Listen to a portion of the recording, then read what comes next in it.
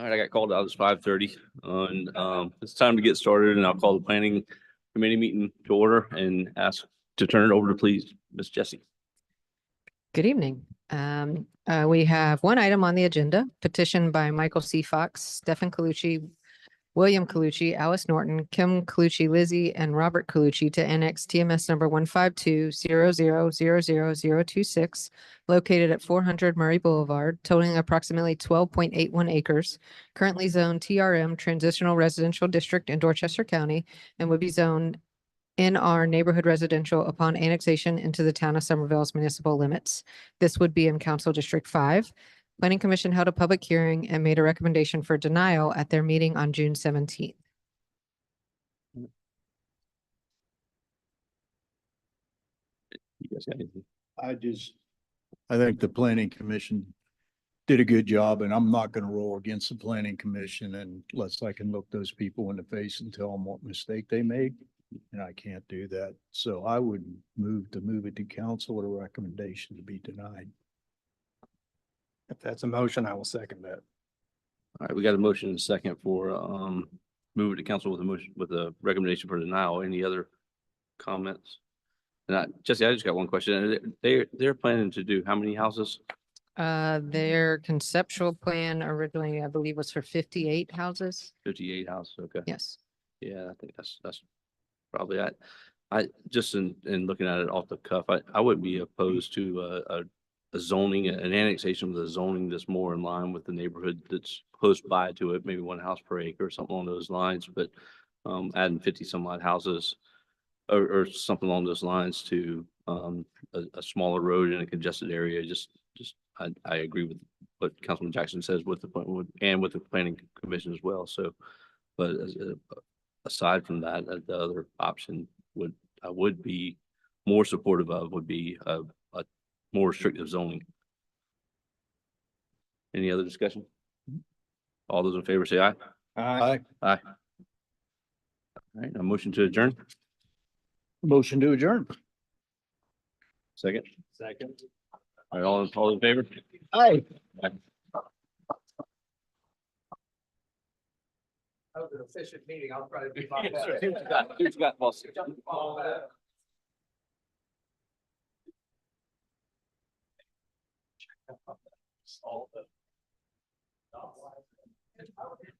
Lenny.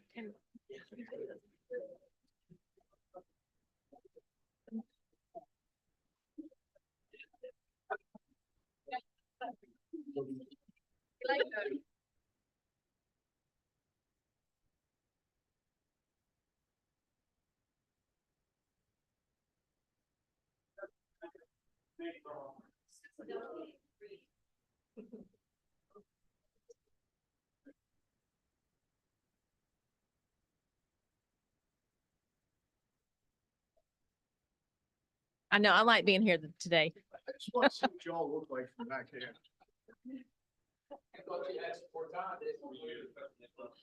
Okay. That's fine. That's fine. That's the same thing. All right, good afternoon.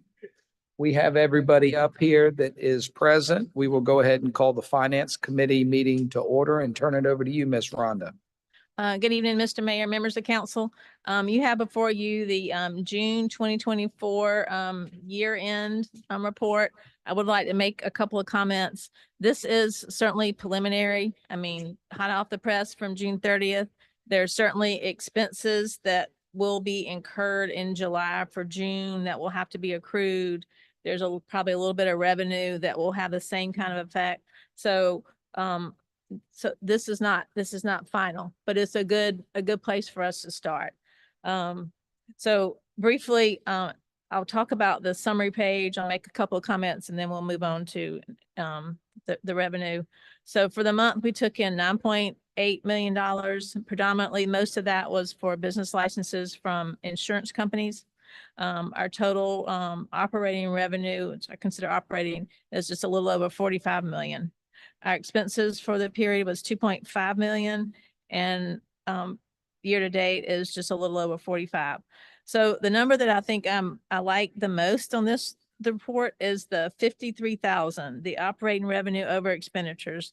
That kind of says to me that we have funded most of our expenditures with our recurring revenue and not dependent on transfers from other funds.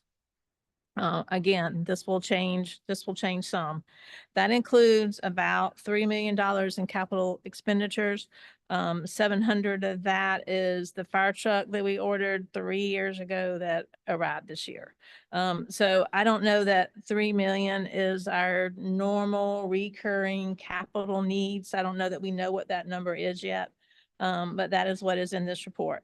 For other income, the transfers, the 3.5 million includes hospitality tax and state accommodations tax. So we had a surplus based on that of 3.6 million. Now, I would say that I want to speak a little bit about timing. You know, the $6 million came in the last week of the month. If we, as a town, had been more aggressive on our revenue numbers and we missed the mark, by the end of June, when we figured out we missed the mark, we would have spent the money. The spending plan would have been completed. So I would rather stand before you and say, you have a surplus to work with now. Do we want to use that to fund capital? What do we want to do? If we do that, which I think we certainly need to start doing that, we definitely need to identify what our recurring capital needs are. And I don't really think we know that. I feel much better about the place we are than when I walked in the door. I know a little more now, but we have also spent money out of other funds on our recurring capital. We were fortunate enough that we had ARPA to fund some costs with. So I think one of the things that we probably need to do is look at our CIP again, maybe revisit that and look at what our recurring, capital needs are. And then, obviously we can assign this can be our start to our capital fund, whatever this ends up being. I know that it won't be this exact number. And hopefully it'll be close to that. The other thing that, as far as our capital needs, we have infrastructure that we haven't typically budgeted much for. So that's one of those things. We have public safety building. I don't know how we're going to handle that. So I think there's a lot of unknowns that we probably need to kind of investigate and come to a resolution on in the coming months as to what we want to do. The other thing is the TIF. I haven't studied it again. I mean, I've studied it a lot, but I haven't looked at it again to see what is the time for completion of some of those improvements. When are they going to hit the tax rolls? And once the TIF converts to principal and interest, are we going to be underwater a little bit for a short period of time until those improvements are completed? Those are things that I don't know the answer to at this point in time. So just a little overview on the summary, but I'm very happy to be standing here to say that we had a surplus for the year. Any questions on that part? You spoke about the TIF debt down at the bottom, that 144, that there was, we still have the 144, of course. Is that what you were thinking for the? Well, we didn't have to use that Right. this year. We Yeah. had budgeted that for the shortage. Right. We did not have to use that this year. Yeah. What I'm concerned about is in I think it's year 5, Right. when it converts to principal and interest, or maybe year 4.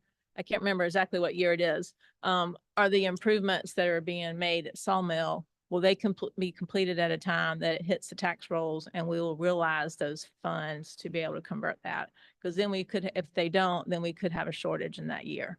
We can always pay ourselves back in subsequent years. But that, that does, I don't say it concerns me just because I want to look at it and see what it's going to do. And we can't always control the rate of development, over That's there. The only other question was the funds that we approved back in February at the mid-year budget retreat. Were those funds expenditures, are they reflected anywhere in this expenditure summary? Or they're I not? think most of all that was expended by Okay. now. And so I they mean, are, those funds expenditures are reflected in this June report? Yes, some of them were general fund, some of them were ARPA, some Right, of them right. were other fund balance. Right. items. So, yeah. Okay. Very good. So, but I do need to look and make sure if there's something that was ordered that didn't come in. So all those will be part of the audit adjustments and review part of the audit process. Of course. Thank you. If we can go to the revenue summary. We collected a little bit of property taxes during the month of a little over 500,000, bringing our year-to-date taxes to 18 million.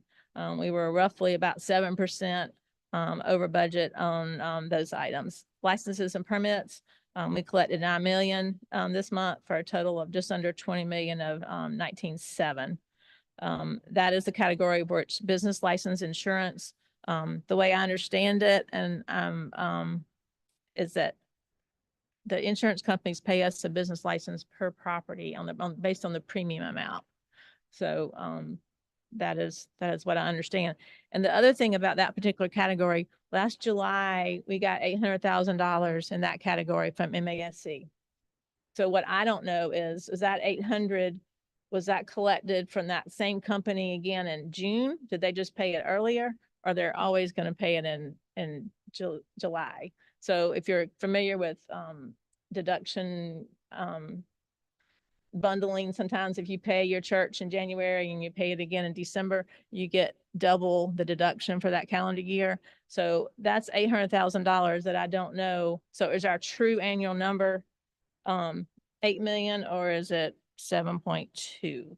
So there's a little bit of variation there that I don't know that I can ever know that answer. Municipal court fines, we collected a little 27,000, and year to date is 311. State revenues, we did not collect any during the month, which we were expected, and our total is 4.3. So we're right on target there. Parks and Rec, we collected 24,000 for the month, year to date 475. This is a category that will go up.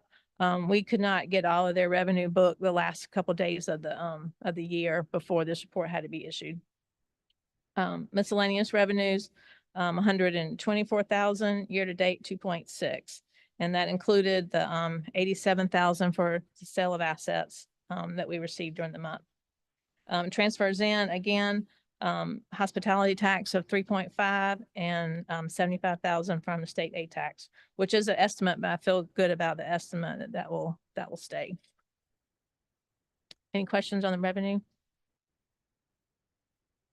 Also wanted to point out that interest income was not booked yet this month either, because the state treasurer's office did not have that number booked when I was trying to get this done.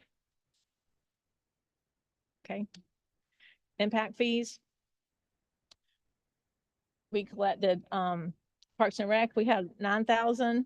Fire, we had about 32,000, and municipal, we had about 25,000. Year to date, we collected about 1.4 million in impact fees. This certainly helps with acquisitions for new things. It obviously doesn't help on replacement and recurring replacement costs. The fire station was paid out of here, and later in the agenda, we have appropriated the new fire engine for the new station to come out of this fund as well. Any questions? And obviously, some of the design fees for the municipal complex are coming out of this fund under municipal impact fees.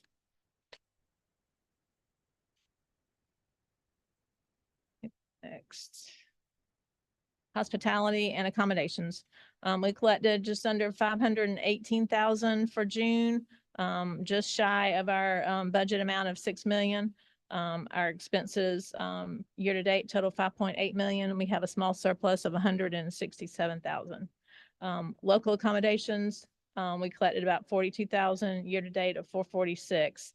The expenditure for local accommodations is primarily the maintenance for the retaining wall, or the rebuilding of the retaining wall at Gahagan Park.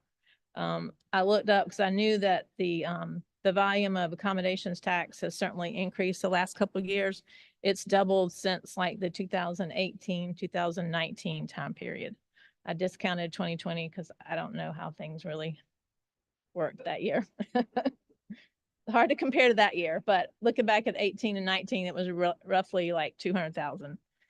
So this has really just developed into a source that we can use for certain tourism things. Any questions on that? Stormwater, we collected 10,000 for the month, year to date of 2.6. And our expenditures to date is 2.6. We had a deficit position for year to date, but the expenditures included about $400,000 for capital expenditures. We approved a couple of things to come out of stormwater fund balance. So essentially, it really won't even have to come out of fund balance because their operations were enough to actually cover them. So I think this is certainly a sustaining fund that we don't have to look for other ways to fund their capital needs. Any questions, comments, concerns? Thank you for the great job for the year. It's good stuff. Yes, ma'am. Yeah. They're adding in the right direction though. Well, one thing I'd add to that is also all the department heads for your fiscal discipline in sticking to the budget. Thank you for doing that as well, because that's clear in that. We'll turn it over to you, Ms. Beth. Authorization to correct a previous authorization of a purchase order to Amic Equipment in the amount of $313,238 for a street sweeper to reflect that funds will come from stormwater funds. This is a correction from last month's Finance Committee meeting where we had the funds coming from ARPA. Make a motion, we approve that. I'll second that, Mr. Mayor. Motion and a second to approve. Any discussion? Hearing none, all those in favor say aye. Aye. Any opposed? The ayes have it. Authorization to issue a purchase order to Safe Industries in the amount of $1.1 million for the purchase of the KME pumper with equipment for the fire department. Funds to come from impact fees. Make a motion, that we approve that. Second, Mr. Mayor. Okay, we have a motion and 2 seconds to approve. Any discussion? Hearing none, all those in favor say aye. Aye. Any opposed? The ayes have it. Authorization to issue a purchase order to Municipal Emergency Services in the amount of up to $65,000 for the purchase of 15 sets of structural protective gear for the fire department. Funds to come from budgeted operating funds. I'll make the motion that we approve. Second. Motion and a second to approve. Any discussion? Hearing none, all those in favor say aye. Aye. Any opposed? The ayes have it. Authorization to issue a purchase order to Stivers Ford in Waukee, Iowa in the amount of $56,595 each, totaling $113,190 for two 2024 Ford F-150 police responder pickup trucks. These are on state contract pricing. Funds to come from budgeted general funds, and the request is from the police department. Mr. Mayor, I make a motion that we authorize this. Second. Motion and a second. Any discussion? Hearing none, all those in favor say aye. Aye. Any opposed? The ayes have it. Surplus the following police department vehicles. Number 311, a 2016 Ford Explorer with 101,000 miles to be sold as surplus. Number 328, a 2017 Ford Explorer with 61,200 miles to be transferred to Parks and Recreation. And number 329, a 2017 Ford Explorer with 91,220 miles on it to be transferred to Parks and Recreation. I'll make a motion, we approve that. Second. Motion and a second to approve. Any discussion? Hearing none, all those in favor say aye. Aye. Any opposed? The ayes have it. Make a motion that we go into, Finance Committee executive session for personal matter related to town prosecutor. Second. We have a motion and a second to go into executive session for a personnel matter related to town prosecutor. All those in favor say aye. Aye. Any opposed?